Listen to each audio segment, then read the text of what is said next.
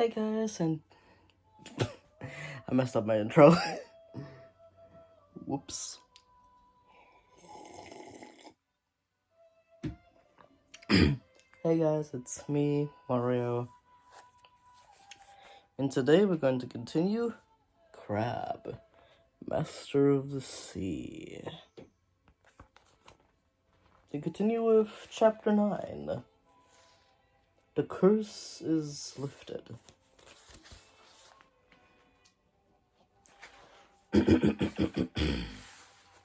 Tom tried to lift his sword, but his hand ached terribly. Just as he thought Krabb's claws would cut him in two, the beast veered to the side and shot past him. What was Krabb doing? Tom felt his eyes close as water flooded his throat, and the pain in his chest became unbearable. He felt something touch his left hand. His fingers closed around it instinctively. The pain of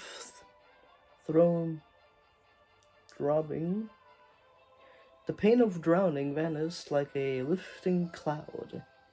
He could breathe again.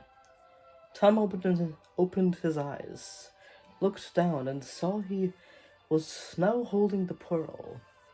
How had that happened? Krabb's massive form rose up in front of him, but the beast did not attack. There was something different about him. His eyes, which before were glowing with anger, had calmed. The pincers didn't strike out. No attack came.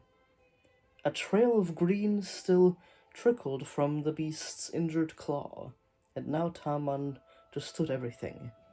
The venom was how Melville had controlled Krabb. And when Tom wounded the beast, the poison had leaked out into the ocean, the evil magic going with it. It was Krabb who had helped him by retrieving the pearl from the seabed. The beast was good once more. Here's Krabb towering above Tom.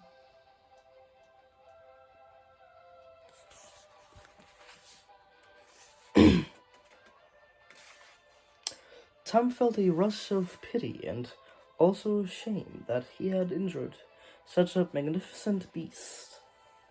Krabb extended his uninjured pincer, and Tom received his sword. He wouldn't need it for now. He wouldn't need it any more for now. He reached out and took hold of the claw. Krabb kicked with all 8 legs, and they shot up towards the surface again. Together. Not again. The water streamed past Tom, and he marveled at the beast's power. They broke the surface, and Tom sighed with relief. It felt like he'd been underwater for days. The sun blazed down on the dappled sea, and he turned towards shore. He could see Elena standing on the beach, looking out across the waves. Storm stood nearby, as did Silver, who appeared to be sniffing the air for Tom's scent. Tom felt light as a leaf floating across the waves as Krabb set out in the direction of land. He could have swam himself, but his limbs ached with fatigue. When they reached the beach, Krabb lifted him gently from the water and placed him on the shore. Tom reached his head from the sand, and he saw Elena running along the beach, already drawing an arrow from her quiver and putting it to her bow. He realized what she was doing to go. He was go- She realized what she was going to do. "No, Helena," he croaked, his throat hoarse. "Don't." His friend's face creased with confusion, but she didn't lose her arrow at Krabb. "Belmel's enchantment is broken," said Tom, struggling to his feet. "Krabb saved me, and so did this." He held the pearl up to his... He held up the pearl. Elna lowered her bow and ran to hug him. Tom hugged his friend back. His right hand throbbed from when Krabb had grabbed him. Looking down, he could see his hand was stained with a dark green bruise.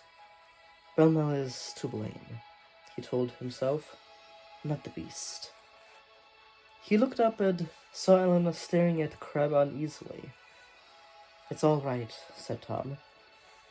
"He means no harm now." Krabb slid back into the water with barely a ripple, until only his eyes and the top of his shell broke the surface. He blew out a column of bubbles. "He looks almost sorry," said Tom, waving to the beast until he was out of sight under the waves. "What happened to your hand?" asked Elena. Tom told Elena about his underwater battle and how Krabb's claw had gripped him. "The bruising is much darker than the mark on Castor's back," she said. "Your whole hand is green. Does it hurt?" Tom flicked his fingers gently and gritted his teeth against the pain. "A little," he said, trying not to worry his friend. "It must be because it's a fresh wound. Castor's mark is almost gone," Elena said. I'm sure yours will fade too, soon enough." Tom nodded. "Of course it will," he said, "and the fishermen of Gwilder will have nothing to fear anymore." The two friends walked up the beach towards Castor, who was being watched by Silver and Storm. Silver howled with joy as they drew near, and Storm stamped the sand. Tom smiled. It felt good to see his companions again, but the danger's not over yet. He reminded himself. Belmel and Freya are still out there. That was chapter 9. The curse is lifted.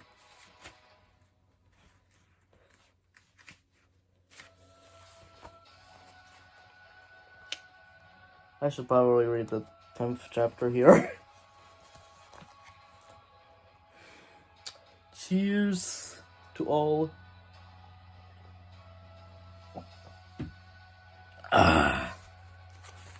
Chapter 10. The Chosen One.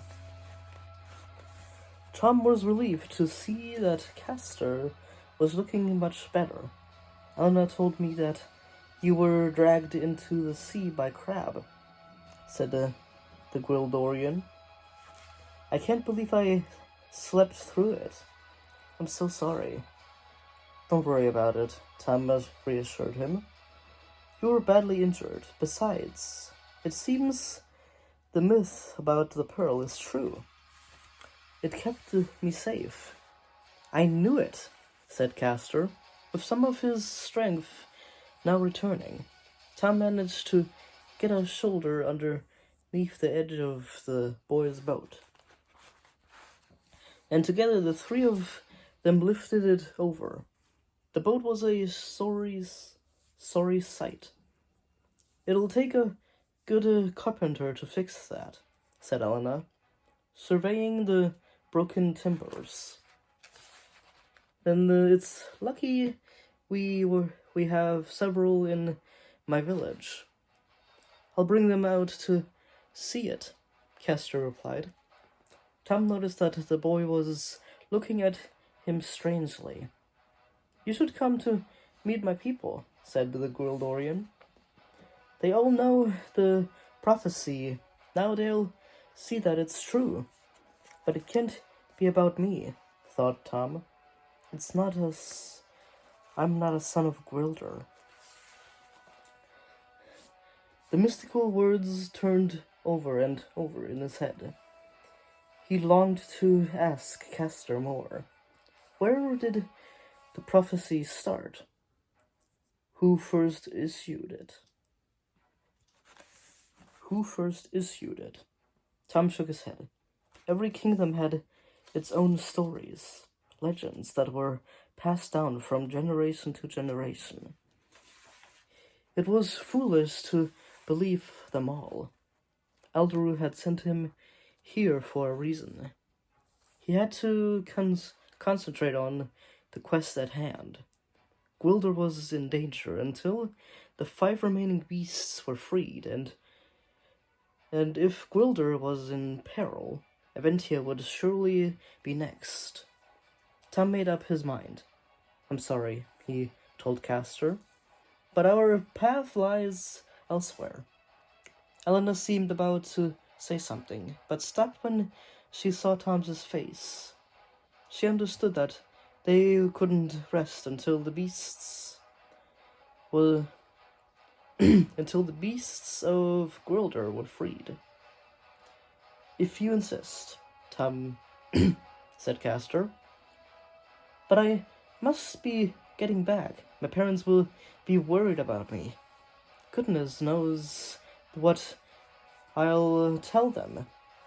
A giant crab, the Pearl of Gwilder. They'll never believe me. Tom and Elena laughed. Goodbye then, said the Gwildorian boy. And thank you for everything. Goodbye, said Tom. Take care, said Elena. Silver howled farewell, too. Tom watched Castor run off along the beach and disappeared into the trees. He turned to Storm and patted his flank.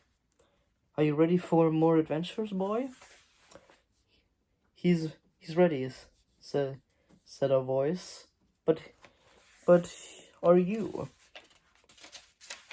Tom turned to see Eldaru and Teledon standing side by side on the beach.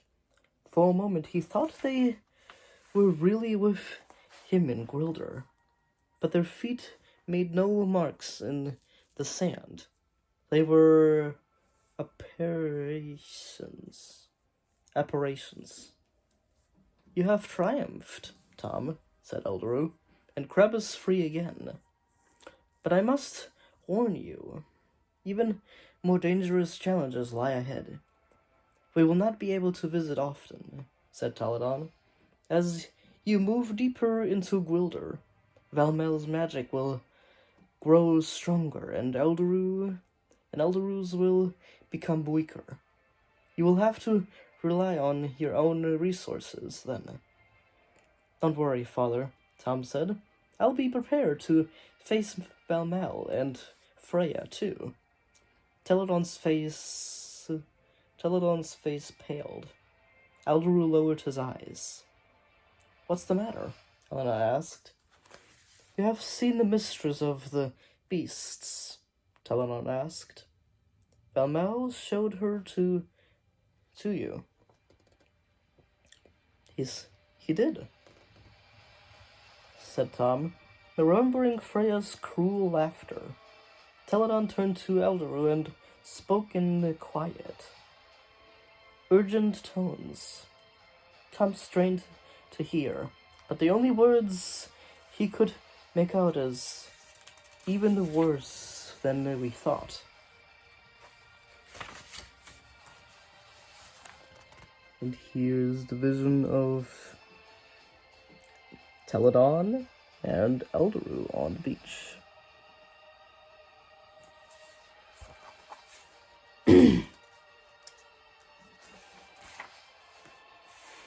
The wizard nodded gravely and addressed Tom and Elena. Always be on your guard, champions of Ventia, and remember, the people of Gwildor are good. Darkness and evil lurk in the shadows. Wait, why are things worse than you thought? Asked Tom. But the two apprehensions began to fade. Tom didn't know if they'd heard his question or not, and in a moment they were gone completely. Dusk had settled in Gwildor, and the moon began to rise. Tom mounted Storm, then helped Elena up behind him. I think Eldaru is keeping something from us, he said to his friend. If we stick together, we'll be fine, she replied. Questions swirled in Tom's mind. 5 beasts awaited in land. 5 innocent imprisoned by Val. Tom took the reins in his hands. Ready? He asked. Elena's hands gripped his waist. Absolutely. I'm always ready to begin a new quest with you. As they entered the forest again, Tom suspected there might be more surprises to come. But Elena was right. With his 3 companions by his side, no beast quest was too great. That was chapter 10 of Krabb, Master of the Sea. And 9. Chapter 10 and 9. I hope you will all join me next time where I'll be reading the prologue of Hawkeye, Arrow of the Air. Right. Hope you like, subscribe, and hit the bell if you guys are interested in more Beast Quest videos. Right. See ya! This was technically 3 videos. Actually 2. This is technically 2 videos in 1. I don't do them often because my voice gets dry and hoarse after a while of reading.